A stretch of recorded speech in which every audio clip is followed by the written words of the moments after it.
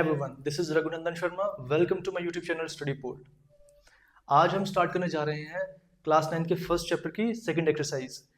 आपने मेरी पिछली दोनों वीडियोस पे ढेर सारा प्यार दिया, इसके लिए आपका बहुत बहुत धन्यवाद। अपना प्यार यूं ही बना के रखिए और मेरे चैनल को सब्सक्राइब कर लीजिए ताकि आप तक मेरी वीडियोस जो हैं वो टाइमली पहुंचती रहें। क्वेश्चन नंबर फर्स्ट क्या कहता है? Every irrational number is a real number. हमने इंट्रोडक्शन में पढ़ा था कि जो रियल नंबर है वो दो टाइप्स के होते हैं ना, एक रैशनल और दूसरे इरेशनल। तो क्वेश्चन ये है कि every irrational number is a real number. हाँ, ये ट्रू है। Every rational number is a real number, ये भी ट्रू है। बट इसका वाइस वर्सा कि every real number is a irrational number या every real number is a rational number, वो फॉल्स होगा। अगर सिर्फ इरेशनल की बात की जाएगी, क्या सारे इरेशनल रियल होते हैं? हाँ, होते हैं। कि सभी रैशनल नंबर रियल होते हैं? हाँ, ये भी ट्रू है। फर्स्ट स्टेटमेंट हमारी ट्रू होगी। सेकंड है every point on the number line is of the root m where m is a natural number. ये हमारे पास एक नंबर लाइन है, 0, यहाँ पे 1 2 so on, -1 -2 and so on। कहते हैं कि नंबर लाइन पे जितने भी नंबर्स हैं वो रूट m की फॉर्म में होंगे। रूट की फॉर्म में 2 हो सकता है, 1 हो सकता है, 5 9, इनमें से हो सकते हैं। तो एवरी पॉइंट की बात कर रहा तो रूट -2 पॉसिबल है अगर m होगा, ये तो पॉजिटिव है, प्लस वाला। दूसरा -9 -6, सो माइनस वाले पॉसिबल नहीं है क्योंकि m जो है उसने कहा है कि नेचुरल नंबर्स हैं। अगर m नेचुरल नंबर्स हैं तो फिर नेगेटिव इंटीजर्स उसमें इंक्लूड नहीं होंगे। सो ये स्टेटमेंट हमारी फॉल्स है। तो चलते हैं थर्ड स्टेटमेंट की तरफ। Every real number is an irrational number, कि हर एक रियल नंबर जो है वो इरेशनल है, ये फॉल्स है।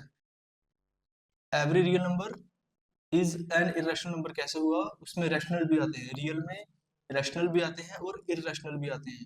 तो इट मींस ये दोनों का ही कॉम्बिनेशन है। सो हम ये कहें कि सारे रियल नंबर इरेशनल ही हैं, वो भी गलत होगा। ये सारे रियल नंबर रैशनल हैं, वो भी गलत होगा। इन दोनों को कंबाइन करके रियल नंबर बनता है। सो ये हमारी स्टेटमेंट जो है वो फॉल्स है। ठीक है, तो चलते हैं क्वेश्चन नंबर सेकंड की तरफ। तो सेकंड क्वेश्चन क्या कहता है? Are the square roots of all the positive integers irrational, कि जितने भी स्क्वायर रूट्स हैं पॉजिटिव इंटीजर्स के, 1 2 3 4 5 6 सो ऑन, कहते हैं जितने भी पॉजिटिव इंटीजर्स हैं क्या उनका रूट हमेशा इरेशनल होता है? सेकंड कहता है अगर नहीं होता, give an example of the square root of the following number that is a rational number. तो कहता है अगर नहीं होता, सभी का जितने भी पॉजिटिव इंटीजर्स हैं उन सभी का अगर रूट इरेशनल नहीं होता, तो बताओ वो कौन से नंबर हैं जिनका जो है वो रूट जो है वो रैशनल नंबर होता है। पॉजिटिव इंटीजर्स होते कौन से में से? 1 2 3 4 सो ऑन। जितने भी ये इंटीजर्स हैं सारे पॉजिटिव हैं, तो क्या इन सब का रूट जो है वो इरेशनल होगा? रूट 2 तो इरेशनल है ना, क्योंकि इसका परफेक्ट स्क्वायर नहीं निकलेगा। रूट 5 भी है, रूट 7 है, रूट 11, ये तो रही बात इरेशनल की। ये सारे ही इरेशनल नंबर हैं, इंट्रोडक्शन में पढ़ा था। तो क्या कहता है कि सारे ही इरेशनल हैं? सारे इरेशनल नहीं है। रूट 4 देखो कितना आता है, 2 × 2 तो 2 आंसर आ गया।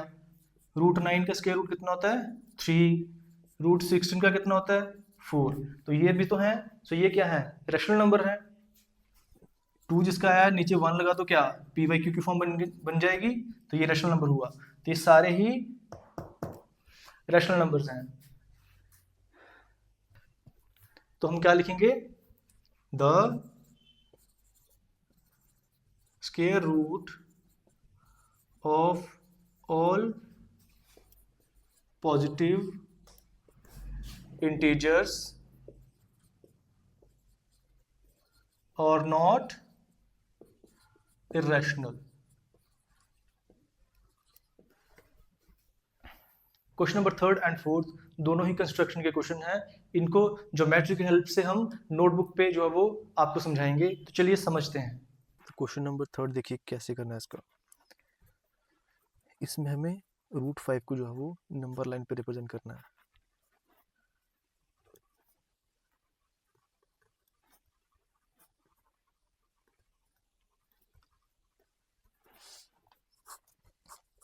देखो यहाँ पर जो है वो पाइथागोरस थ्योरम का यूज होगा।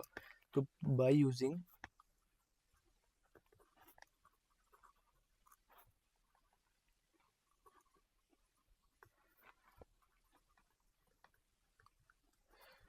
पाइथागोरस थ्योरम का यूज करके, पाइथागोरस थ्योरम कहती क्या है, हाइपोटेन्यूज का स्क्वायर होता है इज इक्वल टू बेस का स्क्वायर प्लस परपेंडिकुलर का स्क्वायर। हाइपोटेन्यूज का square is equal to base का स्क्वायर प्लस परपेंडिकुलर का स्क्वायर। देखो ये जो रूट है, अगर इसको इस तरफ ले जाए तो ये स्क्वायर रूट बन जाएगा, है ना। या ऐसे कर लो, या फिर दोनों तरफ स्क्वायर रूट से मल्टीप्लाई कर लो, take square root on both side, ऐसे भी लिख सकते हो। अदरवाइज हाइपोटेन्यूज को अगर हम ऐसे रखें तो कैसे हो जाएगा, इसका रूट बन जाएगा। जब ये स्क्वायर इस तरफ जाएगा तो रूट बन जाएगा बेस का स्क्वायर प्लस परपेंडिकुलर का स्क्वायर। बस इसी मेथड को यूज करना हमने। जो चीज़ हमें पूछी गई है बस यही मेथड यूज करना है। जैसे √5 का पूछा गया है तो √5 में क्या होगा, मान लो √5 है तो √5 का क्या वैल्यूज बनेंगी, स्क्वायर में बनानी है इसकी। इसको इस तरह से तोड़ना, दो वैल्यूज में, एक बेस मानना है एक परपेंडिकुलर मानना है। मान लो √5 है हमारे पास, तो हम ऐसे लिख सकते हैं 4 + 1 5। अब 4 का स्क्वायर करेंगे और 1 का स्क्वायर करेंगे तो क्या बनेगा, 4 का स्क्वायर करेंगे तो 16 बन जाएगा, और 1 का स्क्वायर करेंगे तो 1 ही रहेगा। तो 16 + 1 17 बन जाएगा। तो ये गलत हो जाएगा। हमने वैल्यूज भी सेम रखनी है, एडिशन करके 5 ही बनना चाहिए, बट स्क्वायर की फॉर्म में। तो 4 किसका स्क्वायर है, इसको हम ऐसे लिख सकते हैं 2 का स्क्वायर प्लस 1 का स्क्वायर। 2 2 = 4, 1 का स्क्वायर 1 ही रहेगा, 4 + 1 5। तो हमारी वैल्यूज भी सेम है और इनका एडिशन करेंगे स्क्वायर लगा के तो भी 5 ही बनता है। एक बेस का काम करेगा, एक परपेंडिकुलर का काम करेगा। जब इसको हम रिप्रेजेंट करेंगे नंबर लाइन पे तब आपको अच्छे से समझ आ जाएगा। तो ये मान लो हमारा बेस है, इसको मान लो परपेंडिकुलर है, या इसको बेस मान लो और इसको परपेंडिकुलर मान लो। तो चलिए हम करते हैं स्टार्ट। नंबर लाइन पे इसको किस तरह से रिप्रेजेंट करना हमने, हम इसको इंचीज में ले लेंगे। मान लो ये हमारा 0 है। अब यहाँ से लेके यहाँ तक ये, इसको 1 यूनिट मानना, ठीक है। 1 इंच को 1 यूनिट मान लो। इंचीज को आप सेंटीमीटर में भी रख सकते हो, 1 सेंटीमीटर रख लो या 2 सेंटीमीटर का 1 यूनिट रख लो। जैसे 1 है ये तो 1 यूनिट, तो ये यहाँ पे 2 है तो ये 2 यूनिट का काम करेगा। मान लो यहाँ से लेके यहाँ तक हमारा, इसको नाम A दे लो, यहाँ से लेके यहाँ तक 1, इसको बेस मान लो, ठीक है, 1 यूनिट। अब एक लाइन और ड्रॉ करो यहाँ से, कितने यूनिट चलेगी वो, 2 यूनिट। ये हमारा 1 यूनिट हो गया। यहाँ से अब 2 यूनिट और लो और परपेंडिकुलरली डिस्टेंस होना चाहिए। यहाँ पे पहले प्रोटेक्टर को रखो और 90 डिग्री का एंगल जो है वो ड्रॉ कर दो।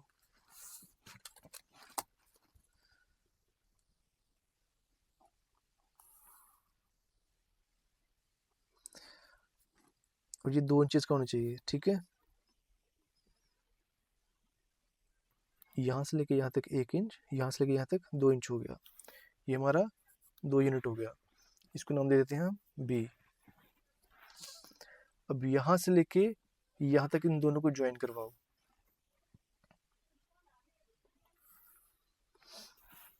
देखो अब ये कितना डिस्टेंस है, 1 यूनिट, ये कितना है 2 यूनिट। और पाइथागोरस थ्योरम की हेल्प से हमने किया, ये परपेंडिकुलरली डिस्टेंस लिया है 90 डिग्री। अगर बेस 1 हो परपेंडिकुलर 2 हो, दोनों के स्क्वायर का रूट लिया जाए तो वो क्या निकलेगा, यहाँ पे ये हाइपोटेन्यूज होगा, √5 बनेगा ये, है ना, ये कितना बनेगा √5। इट मीन्स कि हम पाइथागोरस की हेल्प से इसको फाइंड आउट कर सकते हैं। अब एक कंपास लो और आपको इतना डिस्टेंस जो है वो लेना है जितना √5 का है। देखो अब हमने √5 की वैल्यू ओ बी निकाली है, लेकिन अभी भी ये इसको हमने नंबर लाइन पे रिप्रेजेंट नहीं किया, हमें क्या पता ये नंबर लाइन पे है कहाँ पे। तो जितना ये डिस्टेंस है उतनी डिस्टेंस की एक कंपास को ओपन किया जाए। तो मान लो ये इतनी है, जितनी डिस्टेंस है उसी डिस्टेंस से इसको लाइन पे पॉइंट आउट कर दो। ये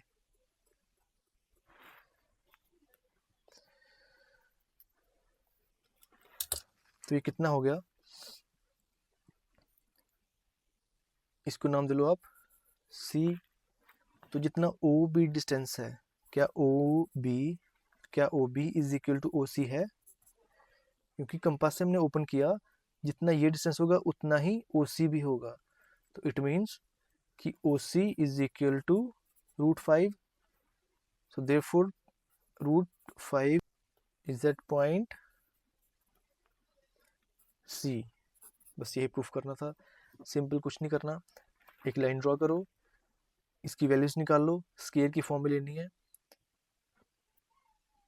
जितना ये डिस्टेंस है इसको 1 यूनिट लेना है, और ये डिस्टेंस को 2 यूनिट लेना है। 1 इंच को 1 यूनिट के इक्वल रखना है, या 1 इंच भी ले सकते हो, 1 सेंटीमीटर भी ले सकते हो। तो 1 इंच या 1 सेंटीमीटर 1 यूनिट का काम करेगा। तो ये डिस्टेंस, फिर उसके बाद इसको ज्वाइन करवा दो। आई होप आपको समझ आ गया होगा। तो चलिए अब नेक्स्ट क्वेश्चन पे चलते हैं। देखिए कुछ रूट्स मैं आपको बता देता हूँ। जैसे √5 के अलावा भी कुछ अगर और रूट्स आते हैं, तो उनको जो वो उनकी टर्म्स को किस तरह से स्प्लिट करना है परपेंडिकुलर और बेस में। मान लो हमारे पास √2 है, तो इसकी अगर इसको नंबर लाइन पे रिप्रेजेंट करना तो किस किस तरह से करेंगे। √2 है तो इसकी वैल्यूज को किस तरह से लेना है, एक परपेंडिकुलर और एक बेस। √2 है तो 1 + 1 ही हो सकता है, इसके अलावा तो कुछ और बनेगा नहीं। तो 1 का स्क्वायर हम ले सकते हैं, इधर भी 1 का स्क्वायर ले सकते हैं। तो एक परपेंडिकुलर हो जाएगा, एक बेस हो जाएगा। √3 अगर आ जाए तो उसको किस तरह से लेना है, 2 + 1 3 होता है, तो 2 + 1 3। बट स्केयर्स में है नहीं, स्केयर्स में लेना है। तो क्या करेंगे, अगर 2 का स्केयर करेंगे 2 × 2 = 4 + 1 5 बन जाएगा √5। तो वो तो गलत हो जाएगा। हम क्या करेंगे, 2 का रूट ले लेंगे फिर उसका स्केयर करेंगे। अब देखो क्या बन रहा है, रूट और स्केयर कट जाएगा, 2 + 1 3 वही बन रहा है ना। तो एक परपेंडिकुलर हमने एक तरफ √2 को ले लो और बेस को 1 ले लो। इसके लिए √3 को फाइंड आउट करने के लिए आपको √2 पहले सॉल्व करना पड़ेगा। √4 है तो या तो 3 + 1 4 ले लो, या फिर 2 + 2 ले लो 4। अगर 2 + 2 लेते हो, मान लो चलो 2 + 2 लिया, एक परपेंडिकुलर 2 एक बेस 2, तो स्केयर्स की फॉर्म में लेके आना ये कंपलसरी है। तो 2 का अगर स्केयर करेंगे और इधर भी 2 का स्केयर करेंगे तो रूट लेना पड़ेगा अंदर। तो मतलब हमें परपेंडिकुलर भी √2 पहले फाइंड आउट करना पड़ेगा और बेस भी √2 फाइंड आउट करना पड़ेगा। तो ये थोड़ा डिफिकल्ट हो जाएगा। हम क्या करेंगे, इस तरह से नहीं करना इसको, हम करेंगे इसको 3 + 1 में, ताकि हमारा कुछ तो पोर्शन इजी हो। जैसे बेस हमारा 1 आ गया, परपेंडिकुलर हम √3 का बना लेंगे, √3 का स्क्वायर कर लिया प्लस 1 का स्क्वायर कर लिया। अब बेस 1 ले लो, फिर √3 फाइंड आउट करो, और √3 को फाइंड आउट करने के लिए पहले क्या करना पड़ेगा, √2 को फाइंड आउट करना पड़ेगा, क्योंकि √3 में √2 आएगा। तो √2 फाइंड आउट करने के बाद √3 अपने आप बन जाएगा, और √3 के बनने के बाद √4 निकल जाएगा। समझ आ रहा आपको, इस तरह से। √5 अभी हमने समझा है। √6 का देखो, कोशिश करनी है कि परफेक्ट स्क्वायर ढूंढने की, पहले हमें परफेक्ट स्क्वायर मिल जाए। अब 6 में 3+3 होता है, तो 3+3 करेंगे तो दोनों का रूट रूट लेना पड़ेगा, परपेंडिकुलर भी बेस भी थोड़ा डिफिकल्ट दिख रहा है।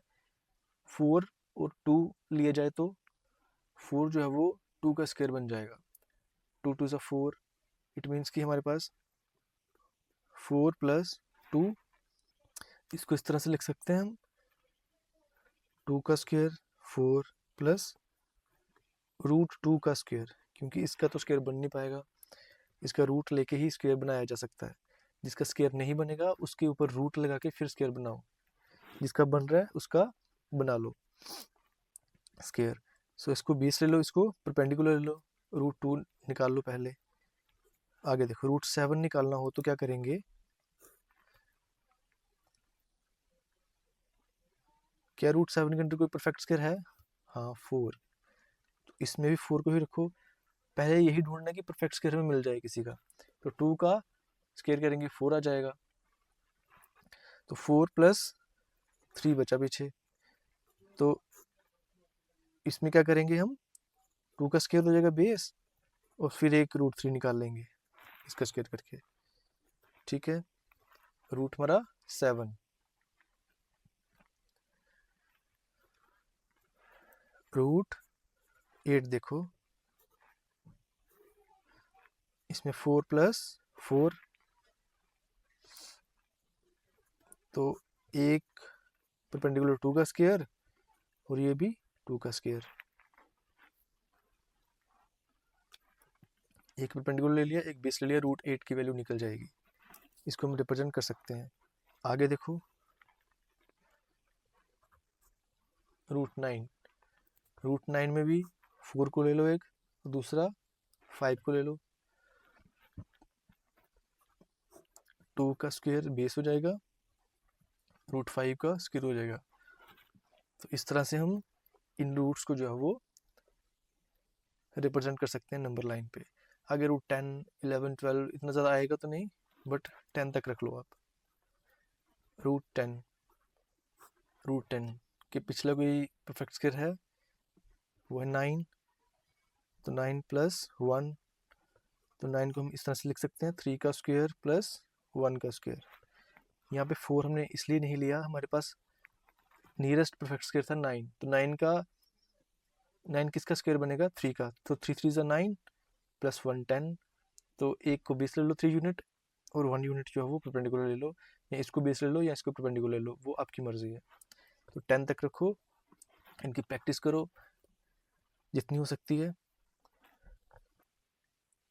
इस क्वेश्चन में हमें रूट्स को लेके स्पाइरल बनानी है, रूट 2 से लेके फर्दर जितने रूट्स हैं उन सबको जो है वो बनाते जाना है, और इसकी शेप इस तरह से बनेगी जैसे एक मकड़ी का जाल होता है, सेम उसी की तरह शेप में आ जाएगा। तो चलिए स्टार्ट करते हैं। पहले हम एक लाइन ले लेते हैं, इसको आप इंचेस में ही रखिए,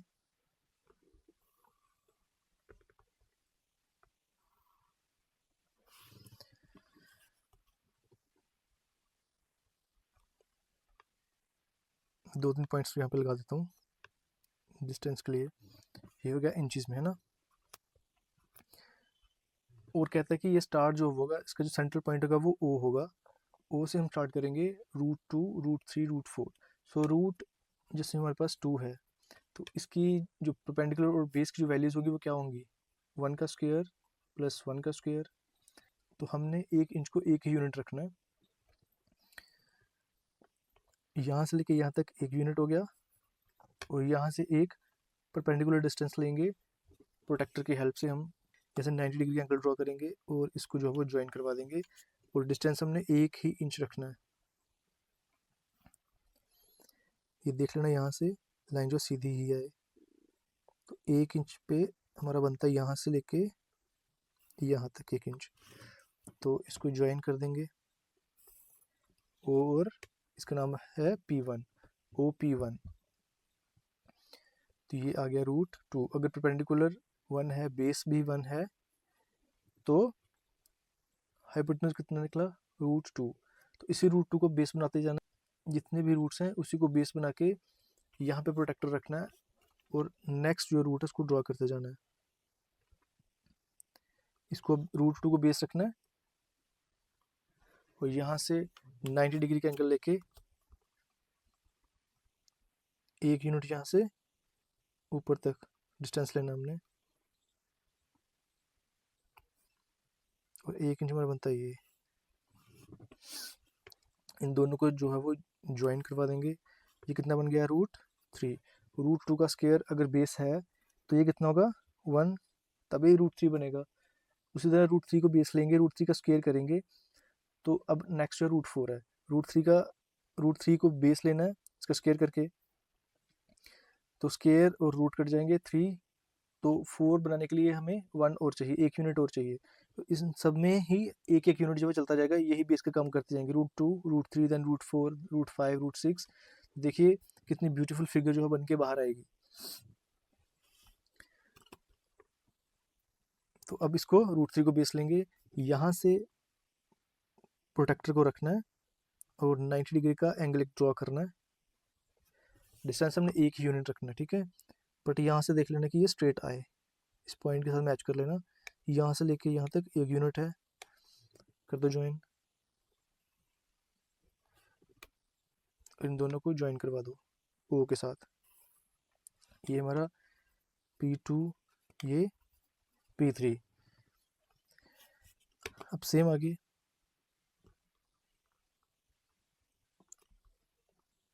90 डिग्री का एंगल लेके इसको 1 यूनिट डिस्टेंस लेके हमने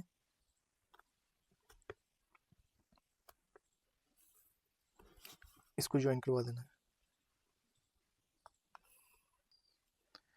तो ये हमारा √4 और ये हमारा √5 आ गया। अब आगे √5 को बेस लेके 90 डिग्री का एंगल ड्रॉ करो, देन 1 यूनिट डिस्टेंस छोड़ के इसको ज्वाइन करवा दो यहाँ तक। सो ये P हमारा 5 आ गया, OP5 है ना। √6, now √6 को बेस लेना है,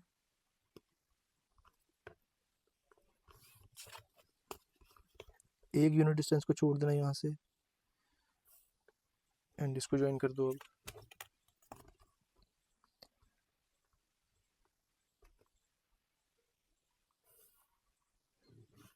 √7, अब सेम इसको बेस लेना है, सेम करो रूट, तो 1 यूनिट डिस्टेंस छोड़ के इसको ज्वाइन कर दो।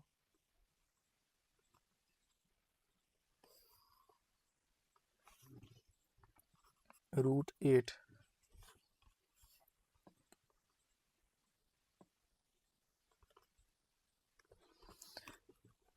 अगेन नाउ 1 यूनिट डिस्टेंस छोड़ो।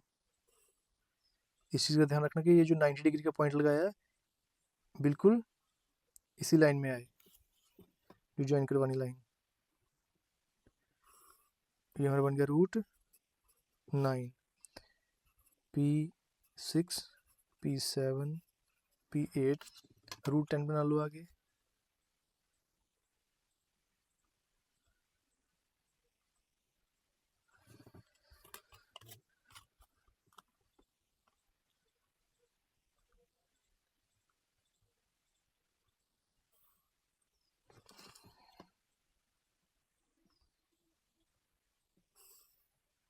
तो ये था हमारा √10, यहीं तक रखो।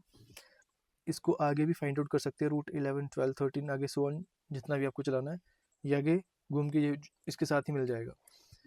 तो ये क्वेश्चन भी हुआ आपका कंप्लीट।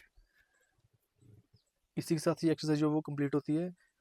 कुछ क्वेश्चंस मैं आपको प्रैक्टिस के लिए दे रहा हूँ, इसको जो है वो नंबर लाइन पे रिप्रेजेंट करना आपको। एक चीज़ और, जैसे ये स्पाइरल था, स्पाइरल में हमने जो रूट्स आ रहे हैं जैसे √2, √3, √4, इन्हीं को बेस लेते जाना है, देन एक एक यूनिट जो है वो आगे इसको बढ़ाते जाना बेस इसका परपेंडिकुलर।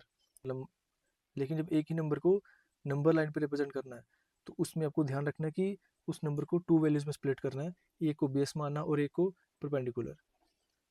तो कुछ मैं आपको प्रैक्टिस के लिए क्वेश्चंस दे रहा हूँ, जैसे √2, √5, √6, √9, √8। इसको आप घर पे प्रैक्टिस कीजिए। तो ये थी हमारी फर्स्ट चैप्टर के सेकंड एक्सरसाइज की वीडियो। उम्मीद करता हूँ आपको अच्छे से समझ आ रहा होगा। अपनी क्यूरीज आप ज़रूर जो कमेंट्स में दीजिए, अगर आपको कहीं पे भी कोई डाउट आ रहा है तो। इस वीडियो को ज़्यादा से ज़्यादा शेयर कीजिए, कमेंट्स कीजिए एंड सब्सक्राइब कीजिए मेरे इस चैनल को। तो मिलते हैं अब नेक्स्ट वीडियो में।